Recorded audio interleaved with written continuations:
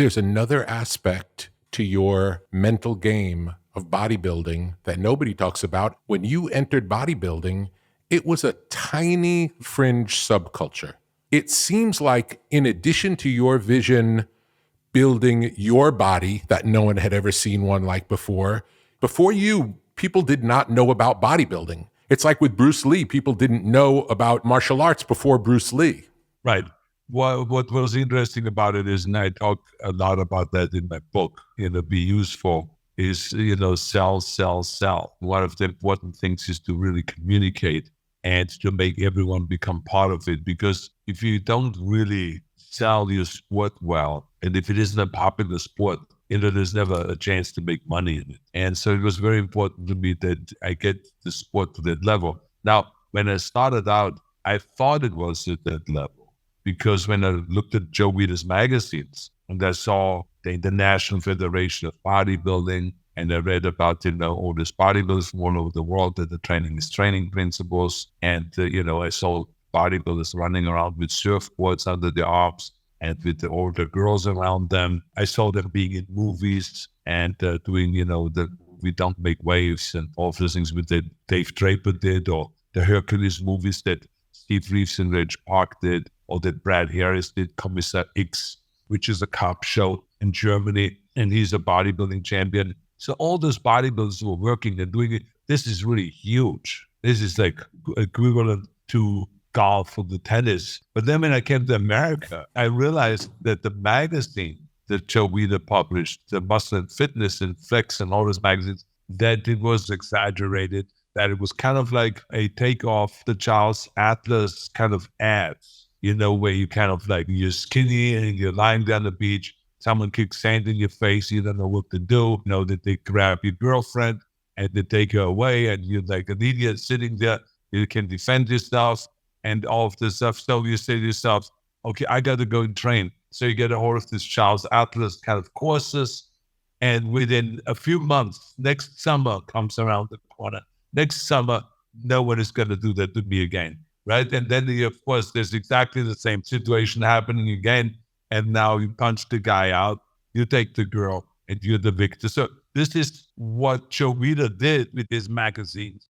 He kind of like made you believe that you're part of this big, big community, of this family, bodybuilders, millions of bodybuilders all over the world, and we're training in the best gymnasium, in Gold's Gym, and in Vince's Gym, and all these different gyms. But when I came over to America and I looked at those gyms that were kind of like gyms a little bit better than in Germany and in Austria, but not much. And I felt that, Joe Weider doesn't have really airplanes to deliver food supplements and equipment all over the world. This was a promotional picture where he painted his name on a plane, and that was it. And, all these trucks that he had kind of advertised and used in the magazines, that none of them really existed.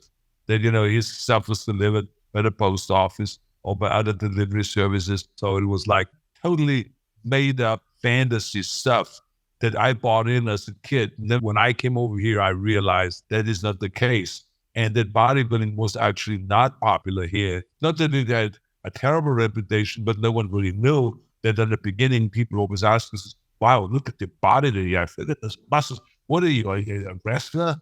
What were you, a football player?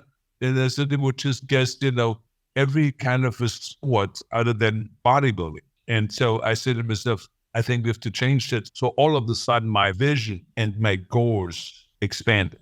And so instead of just thinking about, I got to become the greatest bodybuilder of all time, it expanded to, I have to make bodybuilding as a sport, a recognized sport all over the world, because then I can benefit much more from the success of bodybuilding. You can make a living of that. People will be more interested in seeing you in a movie. So I literally had to hire a publicist in the beginning. I remember in 1974, we hired a publicist that helped us promote bodybuilding and to get me on the Tonight Show and then a Merv Griffin show and then Mike Douglas show and all those different shows where I could really explain bodybuilding and get people really excited about it. And then we did the book Pumping Iron. And then I started writing books, Arnold Education for Bodybuilder, Arnold's Encyclopedia of Bodybuilding and those, and did speeches all over the world. And so we promoted, got into movies and did movies myself. And now, the whole thing eventually, with the help of many, many other people, bodybuilding has exploded. This now into something that literally everyone does. And not just guys, but women. Very, very popular amongst women because it makes them feel like this is one way of getting equality. I got to get strong. I got to get fit. I can then do the same job that the guys do. I can go to the military. I can go to join the police force. I can join the fire department because I can get as strong as those guys are. And I can train for that. So I think that since then, bodybuilding has taken off and it's gotten really big.